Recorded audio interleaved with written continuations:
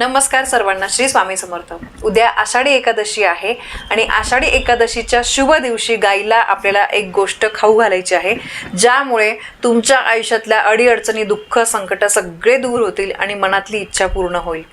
गाय बघा, 33 कोटी देवांचं स्थान असलेली ही गोमाता असते आणि आषाढी एकादशी पासून आपण गोपद्म व्रत करत असतो। म्हणजे गायीचे रोज आपल्याला 33 पावलं काढायची असतात, त्यांची पूजा करायची असते।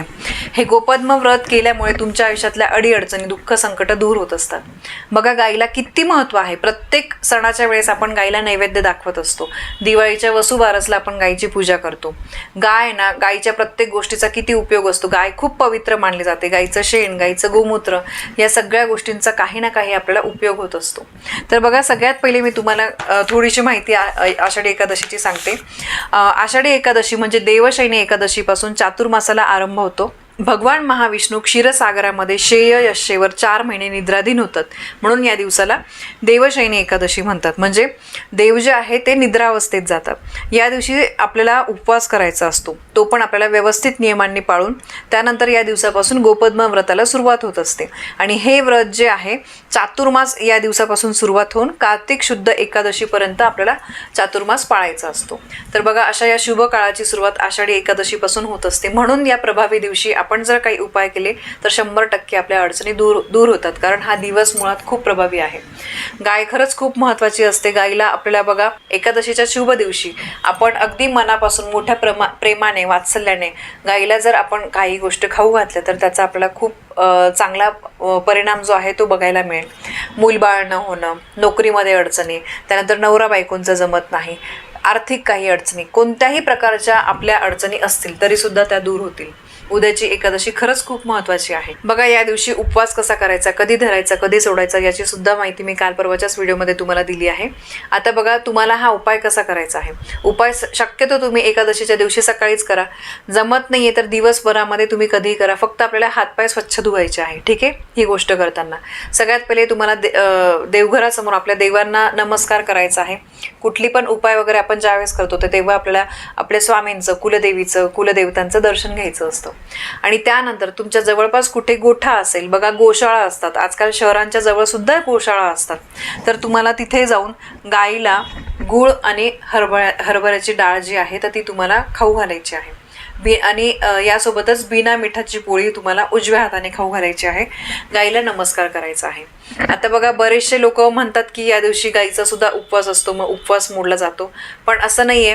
या दिवशी बघा, गाईला चारा सुद्धा दिला जातो, कारण तिचं खाणंच ते, तर त्यामुळे असं नाही की गाईला उपवासाचे पदार्थ आपण देऊन तिचा उपवास करू शकतो। तर बघा, तुमच्या मांडण्यावर आहे। या दिवशी गाईला गूळ आणि हरभऱ्याची डाळ आणि बिना मिठाची पोळी ही तुम्हाला उजव्या हाताने खाऊ घालायची आहे। गाईला स्पर्श करून नमस्कार करायचा आहे। मनोकामना जी काही आहे ती व्यक्त करायची आहे की लवकर माझी ही समस्या, ही अडचण गोमाते दूर होऊ दे, माझी अशी इच्छा आहे ती पूर्ण होऊ दे, असं मनापासून आपल्याला प्रार्थना करायची आहे।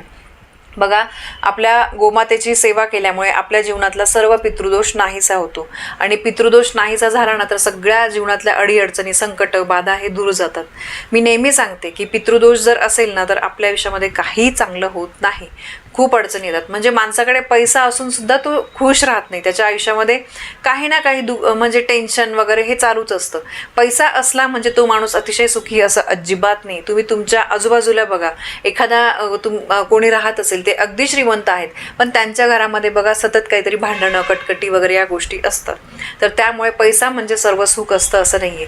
आपल्या आयुष्यामध्ये आपण काही गोष्टी नियमांनी केल्या तर पितृदोष सुद्धा आपल्याला घालवणं तितकंच महत्त्वाचं आहे।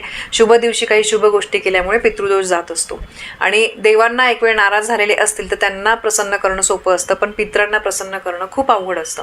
म्हणून बघा, अमावास्या, पौर्णिमा, त्यानंतर एकादशी अशा दिवशी जर आपण दान केलं, तुम्ही काहीही दान करा किंवा पितरांच्या समर्पित काही उपाय करा, त्यामुळे पित्र प्रसन्न होत असतात। आणि दान तर शुभ दिवशी केलंच गेलं पाहिजे, गरजूंना दान करा। तर या दिवशी सुद्धा तुम्हाला एकादशीच्या दिवशी सुद्धा जे कोणी गरजू असतील त्यांना तुम्ही अन्नदान करा, वस्त्रदान करा, तुमच्याकडे पैसे जे काही असतील 10 रुपये, 20 रुपये तुम्ही त्यांना द्या। तर बघा, अशा अगदी साध्या पद्धतीने तुम्हाला हा उपाय करायचा आहे। खूप महत्त्वाचा उपाय आहे। गोमातेची या दिवशी जर सेवा झाली तर आपल्या आयुष्यातल्या सगळ्या अडचणी दूर होतात। तर उद्या आषाढी एकादशीला नक्की तुम्ही गाईला ही वस्तू खाऊ घालाल अशी मी अपेक्षा करते. माहिती तुम्हाला आवडली असेल तर व्हिडिओला लाईक करा, शेअर करा. आपल्या चॅनलवर नवीन असाल तर सबस्क्राईब नक्की करा. धन्यवाद. श्री स्वामी समर्थ.